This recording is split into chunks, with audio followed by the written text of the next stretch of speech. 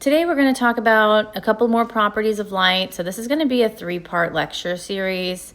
The first thing we're going to talk about in this second part is the dispersion of light, and we'll also talk about polarization. So the dispersion of light explains the colors that we see from a rainbow.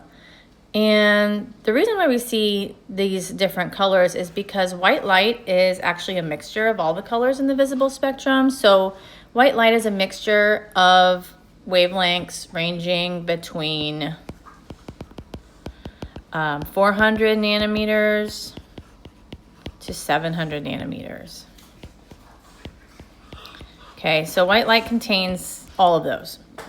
And when we allow white light to pass through a piece of glass that's in the shape of a prism, what happens is the colors will emerge in different directions. And that's because when white light and all those wavelengths enter the prism, they each start moving at a different velocity.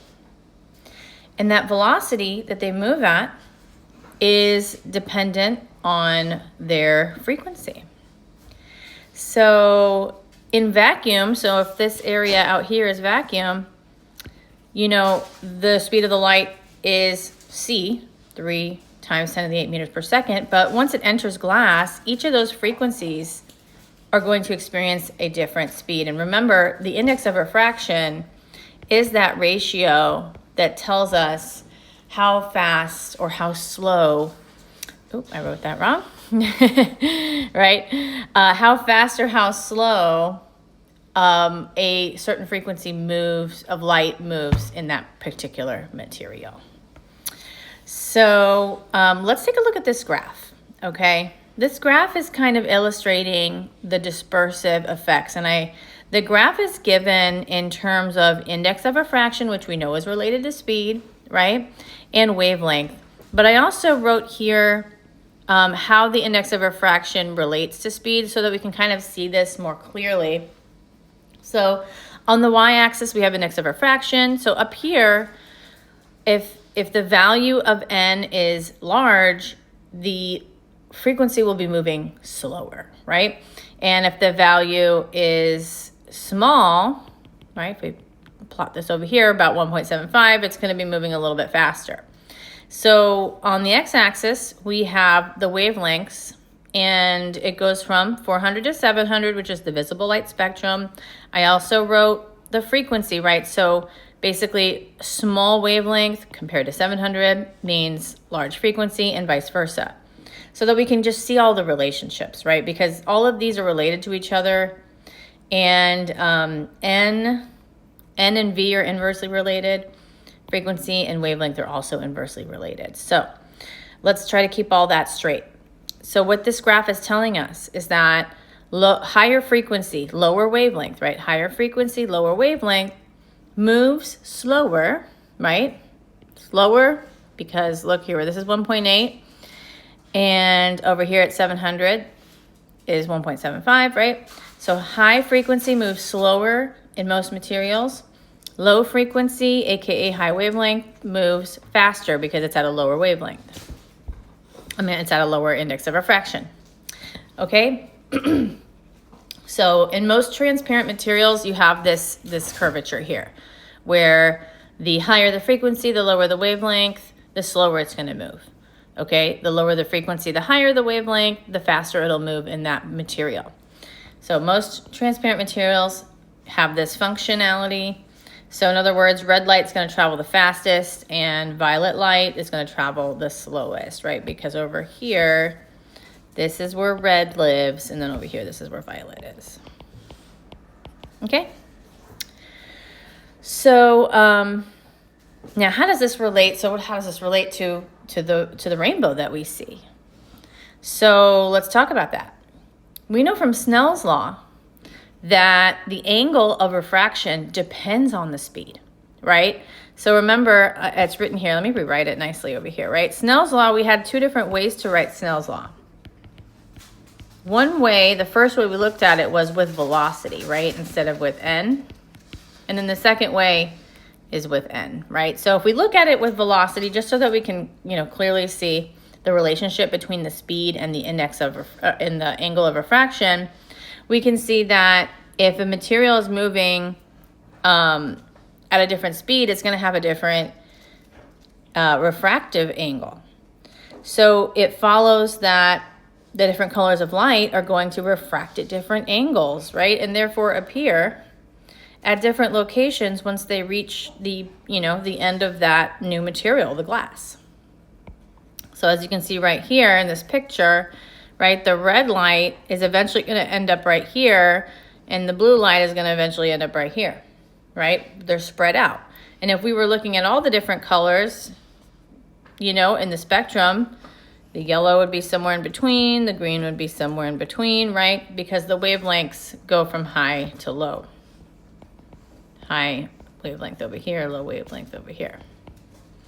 Okay, so in crown glass, if we look up here in this, graph up here, what we can pull out is that red light has roughly an index of refraction of 1.51, and blue light has roughly an index of refraction of 1.53. And so let's calculate, just as an example, we can calculate what those angles of refraction are. And that's what I did right here. So instead of erasing this, I'm just going to kind of like trace over as if I'm writing again. So let's calculate for red light. So let's write Snell's law, and I'm going to write it in terms of index of refraction this time.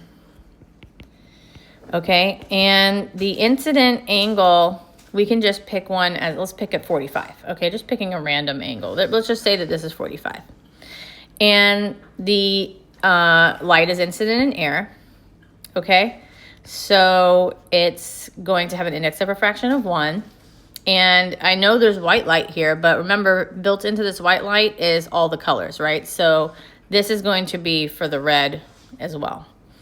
And on the right-hand side, we need to put the index of refraction that red experiences in glass, right? Which is the 1.51. And then we're going to solve for the refractive angle.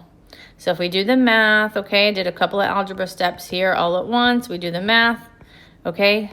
We're going to do inverse sine of the sine of 45 divided by 1.51, and what we get is 27.9 degrees. So let's do the same thing for blue, same procedure, right? The index of refraction of the blue light in air is 1, and the incident angle we just chose, just to be, 45, just as a kind of like just a random choice here to compare.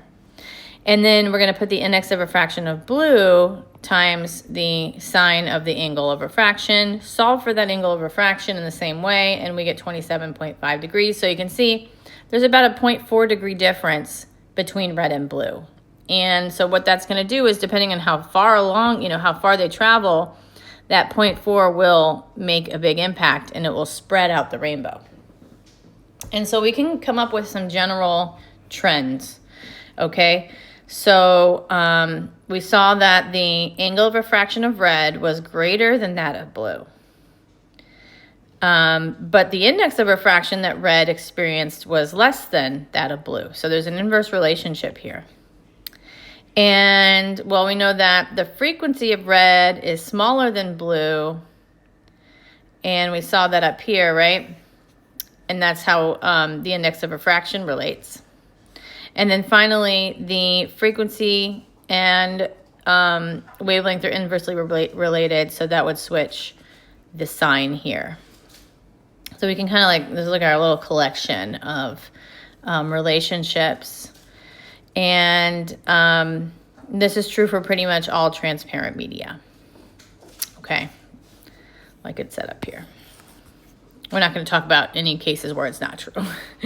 Okay. So this effect, right, explains why we see a rainbow in the sky. And so you may be wondering, okay, well, like, why do we see a rainbow in the sky? What's the two different media there? Well, the first media is just going to be like dry air. And then the second media, which is going to diffract or disperse the colors, is going to be like wet air. And that's why you see a rainbow after like a rainy day, because there's like a patch of like wet air up in the sky, and the sun is just shining at the right angle to disperse all the colors. So in this example, we're going to do the same procedure that we did up here. Okay, so I'm going to leave that to you for you guys to do. We're going to follow the same procedure, except the only difference is we need, what we're looking for is this distance here. All right, so you're going to start off with the same procedure, but you're going to have to relate it to the distance that the light travels, that distance being the thickness of the glass, 0.5 meters. So take a look at that, okay? I have it all worked out here. Try to work it out on your own and then look at the answer. And there's just one more step after that, right? The first thing you're gonna do is exactly what we did earlier. The second thing is you're gonna have to do a little bit of geometry to find out the distances, okay? So let's do this got the concept together. And let's talk it through. And I wrote some important conceptual steps to get the answer to this, okay? So if we have white light, which contains all the colors of the visible light spectrum, and we shine it straight down on the surface of a pond of water, which color would from the white light, reach the bottom of the pond first? So this question is asking which color travels the fastest. And actually, if you remember, the answer to that is actually written here, right? But let's talk about, let me show you where it's written. There it is right there, okay? But let's talk about why. So a red light is obviously the fastest. Why? Well, we can take a look at the wavelengths. We can also take a look at the frequencies. So red has the largest wavelength, which means it has the smallest frequency. Blue light has the lowest wavelength, which means it has the largest frequency. And remember that all transparent medium from that chart up there experienced high N at low frequencies, or I'm sorry, low wavelengths, right? That's what that graph said. So, and at higher wavelengths, they experienced lower index of refraction, right? Which means they move faster. So the higher wavelengths are going to move faster. Red light has the higher wavelength. Boom, right? That's your answer right there. So a lot of relationships, and feel comfortable going back and forth between frequency and wavelength. So get really comfortable with that inverse relationship, right? Something that has a high wavelength has a low frequency and vice versa, okay? Index of refraction. High index of refraction means slower speed, another inverse relationship. So to wrap up, let me just turn on my do not disturb. Sorry about that. So to wrap up, right, we just talked about the property of dispersion of light. And so what that means is, light of different frequencies travels at different speeds in different materials, okay? And so those different speeds will spread out the wavelengths of white light that make up white light. And then it will look like a rainbow, okay? So the reason for dispersion is because light travels at different speeds depending on its wavelength/frequency. So what we're going to talk about now is a property of light called polarization. And polarization is a way we describe light. So polarization refers to the direction of the electric field vector of the light. So recall that light is a transverse electromagnetic wave, right? The transverse part means that the electric field is perpendicular to the B field, which is perpendicular to the velocity. And when we say some light has a polarization, what we are saying is that the E field points in a particular direction. So the polarization concerns the E field vector's direction, okay? And if we know the E field vector's direction, well, then we know the B field and the velocity because they're all perpendicular to each other, right? So we only need to talk about the E field. We don't need to talk about B or V because if we know the E field, then we know B and V are all perpendicular to each other, okay? So natural light that comes from an incandescent light bulb light that comes from the sun, okay? Unfortunately, we can't, LED lights are not in this category, but those two types of light, from the sun, from a regular light bulb, old school light bulb, that type of light is unpolarized. And what that means is that the E field does not point in any particular direction. The E field can be pointing in any random direction at any time, okay? So if something is unpolarized, the E field can change from one moment to the next.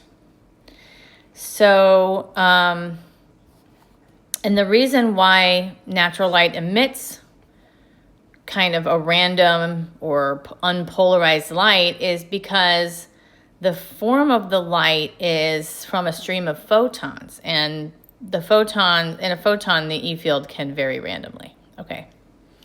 So let's talk about different ways that light can become polarized. So how is it that, you know, we can make the E field line up and stay in one direction?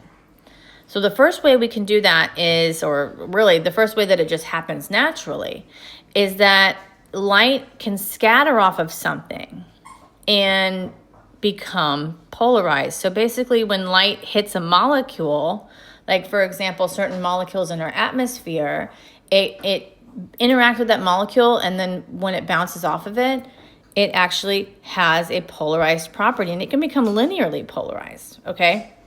And with scattering, depending on the angle that it scatters at, right? So think back to like physics 1 when you have like you were doing collisions, right? Conservation of momentum, and you have two balls hit each other, and then like they can bounce off each other in different directions. So think of it like that. So the photon of the light hits the molecule, and if it bounces off of it and keeps going in its original direction, then it's going to remain unpolarized. If it bounces off of it and goes at some, angle in between 0 and 90, it could become partially polarized. And if it bounces off of it and goes 90 degrees from its original direction, well, then it would become linearly polarized, okay?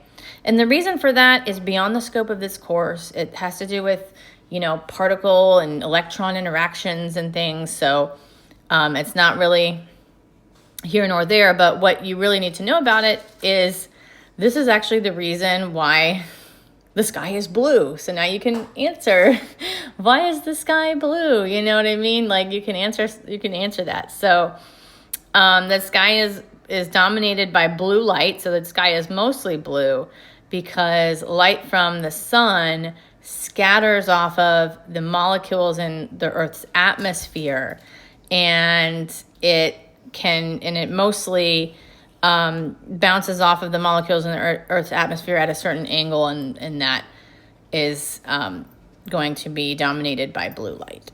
Okay, so that's all we need to really know about scattering, is it explains kind of why the sky is blue.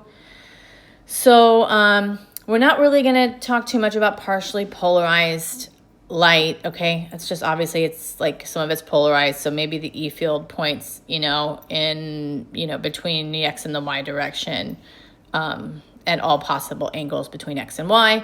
But what we are going to focus on is linearly polarized light, okay? So everything we're going to talk about is really going to be about linearly polarized light. So linearly polarized light is when the electric field vector points along one particular direction in, like, let's say the plus minus Y, okay?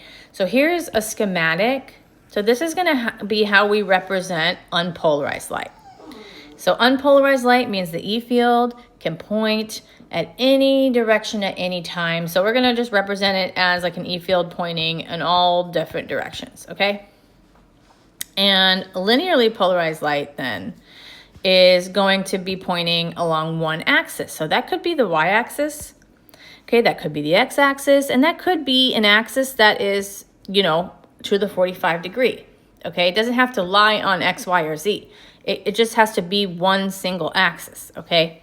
So this is an example. So this would be a schematic of vertically polarized light, or light polarized on the y-axis, okay? And we're going to use these schematics to help us solve problems. So that's kind of why I'm introducing it to you. So another way that we can polarize light is by using a filter. And actually, we use polarizing filters all the time. They coat our sunglasses. They are on tinted windows of our car. You can buy non-reflective or glare-reducing screen covers for your iPad or your phone. And we use these types of filters all the time, so they're very popular. And it really what it is, it's a kind of like a semi-transparent sheet. It's made up of certain molecules that absorb light that is polarized in a certain direction. So the effect that the polarizing filter has on the light is it absorbs light in a certain direction that is polarized in a certain direction, and it allows some light in another direction, with polarized in another direction, to pass through. Okay, so the way to think about a polarizing filter is it has slots that allow waves that are polarized along the same direction as the slots to pass through, and we call that the polarization direction. So if a filter has a polarization direction along the y-axis, well, then the only light that passes through that is going to make it to the other side of that filter is going to be light that's polarized in the y-axis. Okay? When light is polarized perpendicular to the slots, then that light is blocked. Okay? That light is blocked. And that picture is not shown here, so it's shown in the bigger slide deck. It's just I forgot to edit that. What this picture is showing is, okay, no, I guess it does show it here. My bad. It does show it, right? Look at this. The light blue, this is the one that's being blocked here, right? Because the slots are along the Y. The slots of the filter along the Y. And if this light wave is polarized in both the Y and the Z, well, guess what? The Z gets blocked, right? Not over here anymore. Only the Y is allowed to pass through, which is along the same direction as the filter. Okay? So there's an important thing that happens when we send unpolarized light into the filter. Okay, if we send unpolarized light into the filter, then, right, because unpolarized light means the E field could be at any direction at any time. So it's like, how do you know what's going to be coming out the other side? So because only the component that is along the polarization direction of the filter is going to be allowed to pass through. So how do you know? Well, what we're going to do is to work with unpolarized light hitting a filter. We're going to take the average of all possible directions. And before we do that, let's talk about something. Okay, so what I want you to recall here is that if the E field is pointing at some angle with respect to the polarizing filter, then the magnitude of this E field, only some of it is going to pass through, right? The amount of that vector that is along the direction of the polarizing filter. So only an amount of E cosine theta is going to pass through, right? If the original amplitude is E naught, then a smaller amount, E cosine theta, is going to pass through, okay? That's how much of the electric field amplitude will pass through the polarizing filter.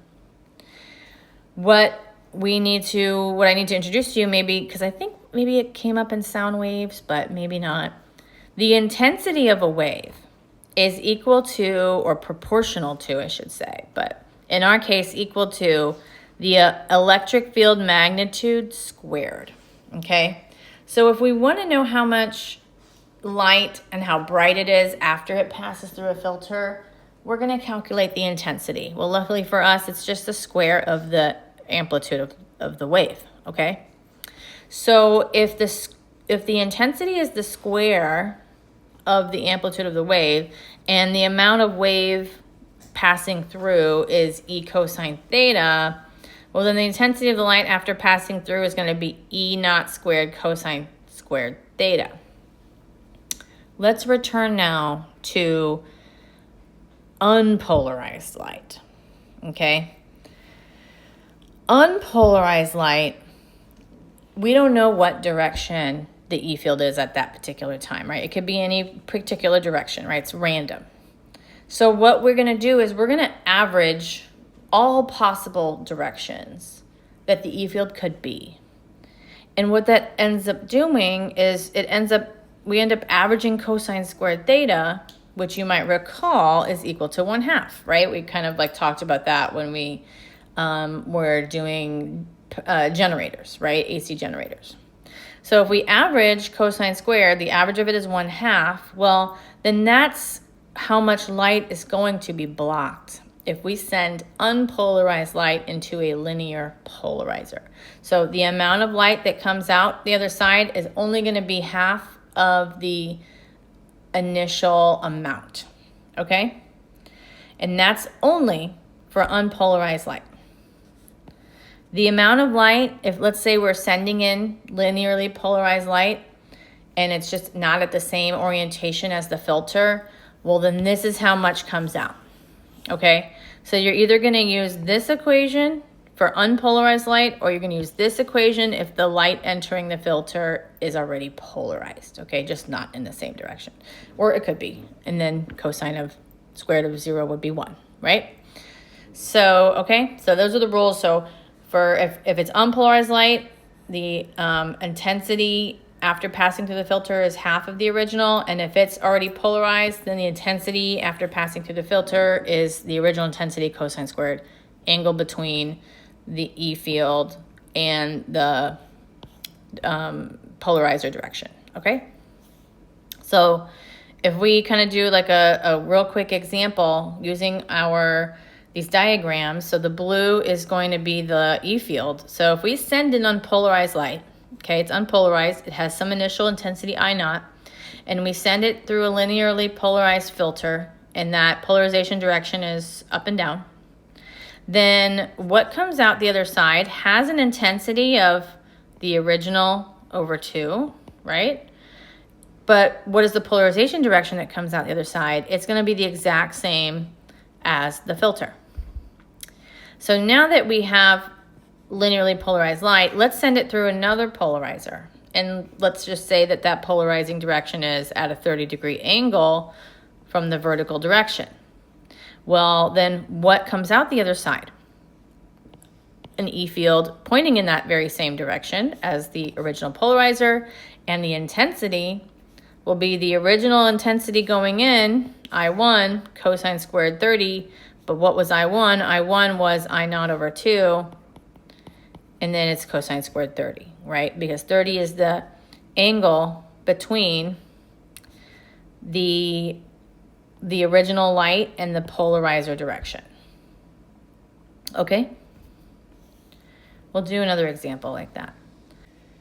So let's talk about a third way that light can be polarized, and that's by reflecting off of a surface. So another way we can convert unpolarized light into light that's at least partially polarized is by reflection. So when light strikes a boundary between two media, we know that a fraction of the light is reflected and some of it is refracted. But that fraction that's reflected depends not only on the incident angle, but also the polarization of the incident light. In general, light that's polarized parallel to the boundary surface is reflected more strongly than light that's polarized in a direction perpendicular to the boundary. So if incident light is unpolarized, then the reflected light will be at least partially polarized. And it'll contain more light in which the electric field is parallel to the boundary surface. So for example, if we take a picture of a shiny surface like a car or maybe a body of water, you might have noticed that there's a lot of glare in the picture. And what's happening is the sunlight that reflects off of these shiny surfaces becomes partially polarized. And so the electric field of the reflected light has a strong horizontal component and a weak vertical component. And we can reduce the glare by putting a polarizing filter on the camera. And the filter that you use in photography is going to be oriented vertically. Okay, so the polarizing filter will be oriented vertically, and that's going to be such that the light that has a horizontal polarization coming off of the car is blocked. And so the result is a picture with a lot less glare, and you can resolve colors better, right? You can see through the glass now, and it's very common in photography to use a polarizing filter, especially if you're taking outdoor pictures of nature, bodies of water, vehicles, buildings, things of that nature. So let's kind of look at a schematic of light, and this is how we're going to represent it. So now we have our image again, right, where we have the two media separated by this boundary. We have the incoming light, the incident light, partially reflected, partially refracted. But now we're going to draw the E field directions. We know that the E field in unpolarized light, it can be in any direction, but not obviously in the velocity direction, right? Because E field must be perpendicular to velocity. So the E field can be polarized, in anywhere. If you think of like a circle, if you draw like a circle around this guy, like a clock, right? It can be polarized in any direction on that clock. So that's how we'll characterize unpolarized light. And so the thing is when it strikes a boundary, some of that light is reflected, right? Well, the light that's reflected is going to have a polarization that is parallel to the boundary, okay? So the boundary we represent as this line right here, but it's extending kind of like out of the page at us and into the page, right? We're kind of like, we took a slice, right? We're looking at a cross-sectional view. And so these dots here, they're representing vectors pointing out at us and pointing into the page, which is parallel to the boundary that comes out at us and goes into the page, right? And the light that is refracted is going to be partially polarized in the direction perpendicular to that of the reflected light. And so if this coming out of the page and into the page is the reflected light's E field direction, then perpendicular to that would be like this, right? And that would be the E field of the refracted light. And so this happens, right? It depends on the polarization direction, but it really depends on the incident angle, right? According to Snell's law, right? It depends on the incident angle. And there is an incident angle where this effect is the most pronounced. And that angle is called Brewster's angle. So that's the angle of incidence that results in this special case, where the reflected light has E field parallel to the boundary.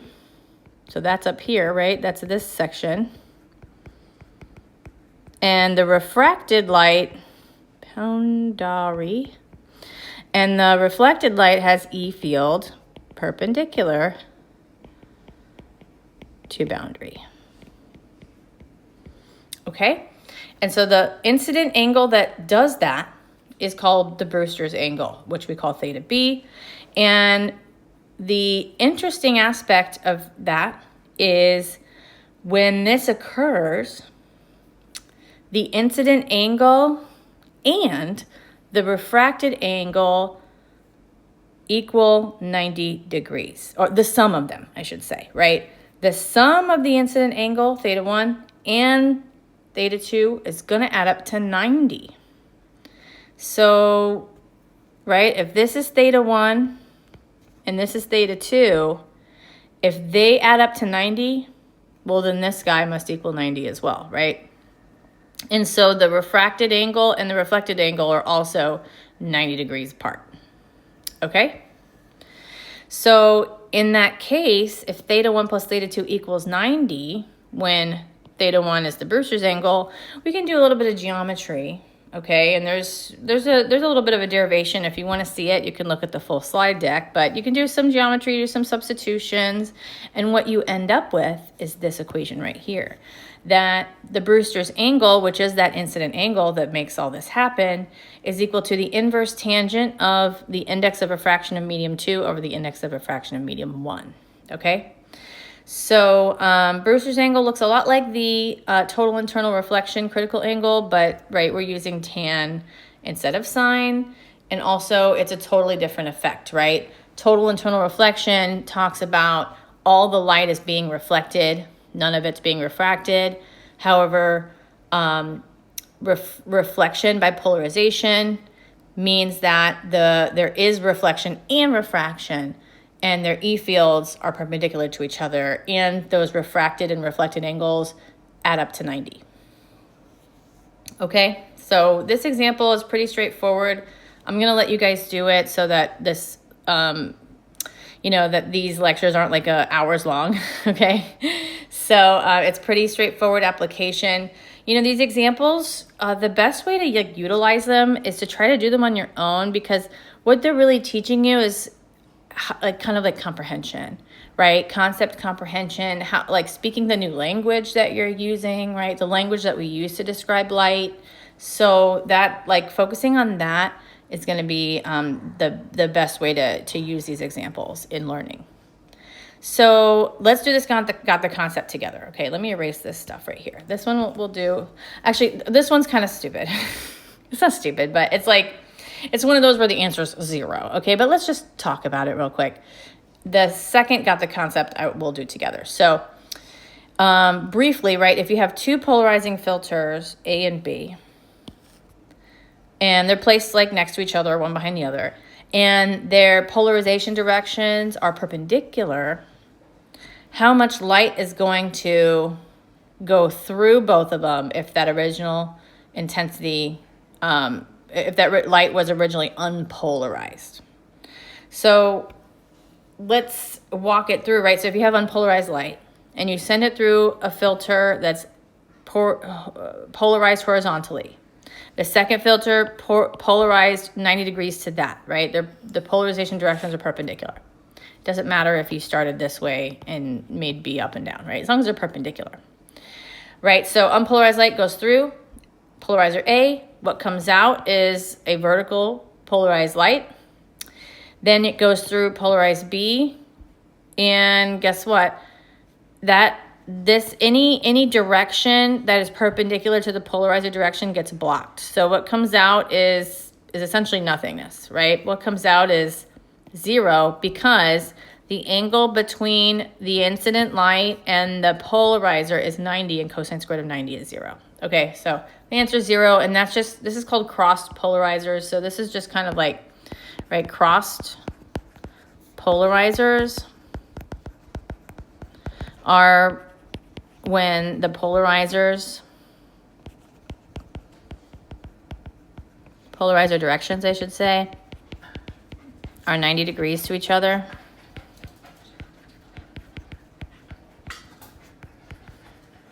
And thus the light is completely blocked, right? No light can pass through.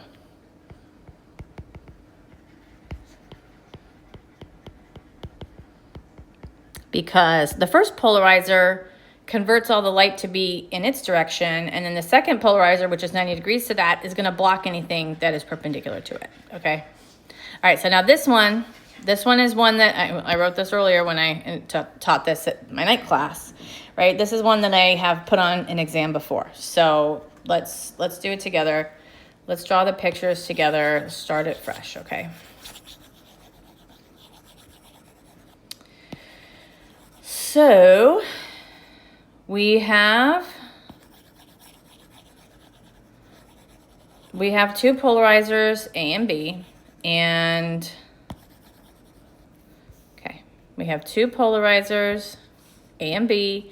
They're placed one behind the other again, okay? And their transmission axes are perpendicular to each other again. All right. Oh, perpendicular to each other. A third filter is placed between them. And the transmission axis direction of that third filter C is halfway between the first two, meaning it's at a 45-degree angle. Okay, so if I draw like my little line here, right, polarizer C is at a 45-degree angle to polarizer A and to polarizer B. Okay, and then we send in a beam of unpolarized light. So we're going to start off with, unpolarized light. The E field could point in any of these directions.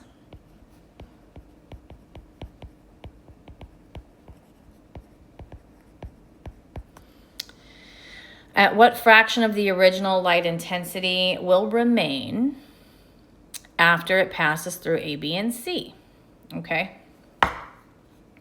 So we start off unpolarized, and anytime you're working with unpolarized light, and if it goes through a filter, only half of the intensity is going to come out, right? So if the original intensity is I naught, then the intensity that comes out after polarizer A, which I'll call IA, is going to be I naught over 2. And what direction will that light be in? It's going to be in the very same direction as the polarizer. So now we have light of intensity I naught over 2, polarizer direction in the vertical, and it's going to pass through a polarizer where its direction is 45 degrees from the original light. So what's going to happen is, well, the intensity is going to decrease by cosine squared of the angle between the original light and the polarizer direction, which is 45, okay? And IA, the intensity before it reached C, is I naught over 2. So I can go ahead and substitute that. And so now what direction is the light after it passes through that polarizer? Well, it's going to be in the very same direction as polarizer C. So now we're going to enter polarizer B, okay? And what's the angle between polarizer B and the original light? It's 45 degrees. So the light that comes, oh, that was C, right? Now we're going through B. The light that comes through is going to be the intensity before, IC, times cosine squared of the angle between the two, and that's 45. And we know that IC is I naught cosine squared over 45. I naught over 2 cosine squared over 45, right? So we can substitute that in.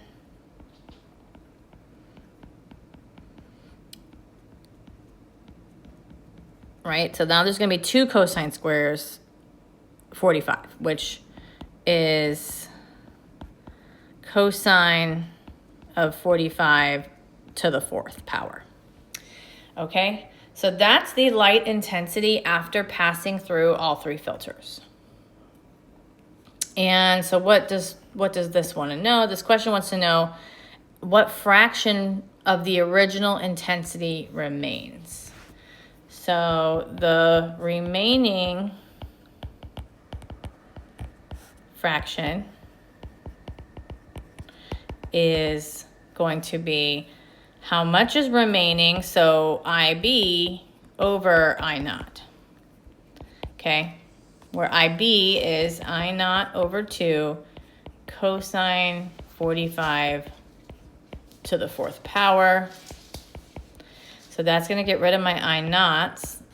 And what I need to calculate now to find the fraction is 1/2 cosine for 45 degrees. Okay.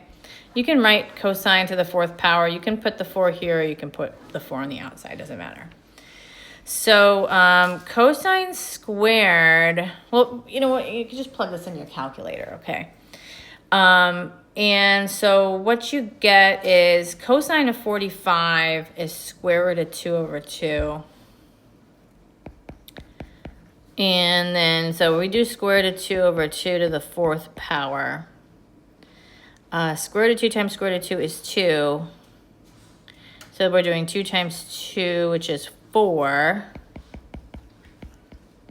And then 2 to the 4th power is 2 times 2 times 2 times 2. So that's 8, 4 times 4, which is 16. So we get 1/2 times 1/4, which is 1/8, okay? If you put in a calculator, you're going to get a decimal, and you just kind of have to like check which of these is the right decimal, right? I think the decimal is 0.125, which happens to be 1/8. Okay, so this is a good problem to review again, and there might be one in the homework similar. So to wrap up this section and this lecture video, right, we looked at dispersion, and now we looked at polarization, which is another property of light. And polarization is the orientation of the electric field of the light.